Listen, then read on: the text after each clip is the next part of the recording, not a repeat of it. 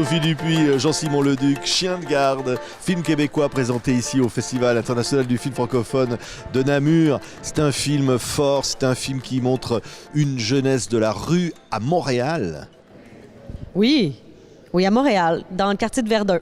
C'est Verdun. Oui. J'ai presque dire, c'est le royaume de personnages étonnants. Oui, ben moi, en fait, c'est vraiment quelque chose que j'aime faire avoir des personnages plus grands que nature, qui bougent tout le temps, qui ont vraiment plein de complexité, qui sont le fun à regarder. Puis, donc oui. Oui, ce sont des princes de la rue. Hein, vous interprétez un de ces princes de la rue, hein, vous, Jean-Simon Leduc. Oui. On va dire, c'est JP, hein, Oui, JP. Dans le film. Alors, c'est un prince de la rue dans un milieu pas très... Ouais, qui n'est pas tombé à la bonne place. On sent qu'au fond de lui, il aurait préféré être ailleurs, puis qui va se battre justement contre cette force-là de la rue, de la famille, qui est prisonnier de ça, en fait, mais qui voudrait s'en libérer. Ouais. Un film choc. Regardez, Chien de garde. T'as qui Verdun? La nous Verdun!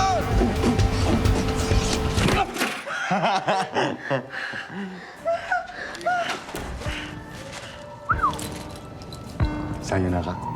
Yo, tu sais, je suis qui, moi? Excellent. J'ai dit maman, on veut qui? Alors, JP, il a un frère qui s'appelle Vincent. Il a une maman qui boit pas que de l'eau. Il a...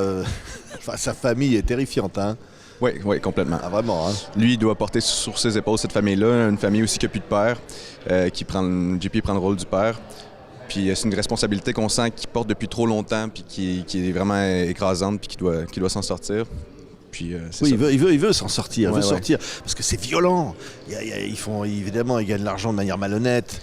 Mais ils sont habitués à ça. On sent que ça fait longtemps, depuis qu'ils sont jeunes, qu'ils sont entraînés là-dedans par la famille, par leur oncle. Fait que pour eux, je pense que c'est quelque chose de naturel. C'est comme s'il avait banalisé la violence. C'est ça qui est triste. Puis quand il y a une prise de conscience qui arrive plus tard, c'est dévastant de savoir d'avoir fait autant de mal. Puis, oui. On n'est pas loin de la folie à certains moments. Oui, surtout avec Vincent, qui est un personnage explosif, violent, un peu dangereux et imprévisible. Puis c'est ça, le personnage que Jean-Simon joue doit toujours être à l'affût, gérer tout ça, ramasser les dégâts ensuite. Puis en même temps être le chien de garde de la famille, puis s'occuper de tout ce monde-là. Mais oui, il y a de quoi perdre la tête. Oui, c'est tout à fait imprévisible ce qui peut se passer. Mais au fond, on découvre ce monde. C'est un monde fascinant. Comment vous avez trouvé cette inspiration? Chercher dans les rues de Montréal, vous l'avez trouvé? En fait, ce qui est intéressant avec cette famille-là, c'est que ça pourrait arriver n'importe où. Puis c'est vraiment... moi, ce qui m'a intéressé, c'est la toxicité qui peut se retrouver dans les relations familiales. Et c'est tellement intense, c'est tellement proche, intime. La famille, c'est vraiment le repère de chaque personne. Donc, on y revient toujours et on a de la misère aussi à quitter, malgré que ça soit difficile, malgré qu'on souffre. Et donc, c'est ça, je l'ai campé dans un quartier de Montréal, mais ça pourrait arriver un peu n'importe où. C'est ça. Et au fond, ils sont terrifiants, on l'a dit, violents, mais au fond aussi attachants quelque part, ces personnages. Moi, je pense que c'est un film qui a beaucoup d'amour, c'est la base. Puis dès le début, c'était les notes là, de Sophie, qu'on sente que cette famille-là s'aime, que l'amour domine, plus que la violence, même, puis que cette violence-là vient juste être un accessoire, en fait, un quotidien qui est malheureux, mais que ce soit l'amour qui domine. Tu sais. Oui, d'une jeunesse un peu perdue, mais qui existe. Oui, absolument. Puis je connais des gens qui travaillent dans ce milieu-là avec des gens comme ça, puis ceux qui ont vu le film, ils sont vraiment... ils voudraient que les gens voient ce film-là pour comprendre leur clientèle avec qui ils travaillent. Puis des fois, on est porté à juger facilement, puis à se dire, voyons, ils devraient comprendre qu'ils ont juste à s'en aller pour survivre, puis tout ça. Puis c'est pas si simple, La famille, c'est vraiment...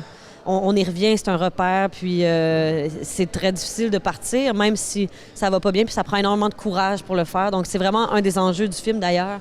Est-ce que partir ou rester? Oui. Et puis, partir est autant souffrant que rester. Et la société derrière, qui ne les voit pas d'une certaine façon. Moi, c'est des gens oubliés qui sont obligés de se créer justement leur propre monde, leur propre code, puis leurs propres règles qui sont parfois pas justement... droite. Oui. Pourquoi on les appelle les chiens de garde au fond? Pourquoi c'est des chiens de garde? Mais c'est son personnage, Ouais. le chien de garde. Ouais. C'est le chien de garde qui a été en fait dressé. Tu sais, un chien peut, quand c'est un petit chiot, il peut devenir n'importe quoi, mais s'il est dressé pour attaquer, pour mordre, c'est ce qu'il va faire, même si c'est surtout par la peur de son maître. Puis dans ce film-là, c'est Danny, l'oncle chef d'un petit cartel de drogue qui a dressé JP à être le chien de garde. Puis c'est ça, c'est le protecteur de la famille aussi. Là. Oui, oui, c'est un film fort. Hein, musique, rythme, image, esthétisme. Il y a des choses qui sont là, au fond, ce regard est profondément cinématographique. Oui, ben moi, en fait, c'est très intuitif, ma façon de tourner. J'y vais selon... Moi, je veux surtout faire vivre quelque chose de fort au spectateur. Donc, oui, la musique aussi vient là-dedans. Puis en plus, la musique fait vraiment partie de mon processus créatif en écriture. Puis avant, je faisais des films sans musique. Puis j'ai décidé de faire profiter le spectateur aussi de ça, de se faire emporter là-dedans, dans cette musique-là.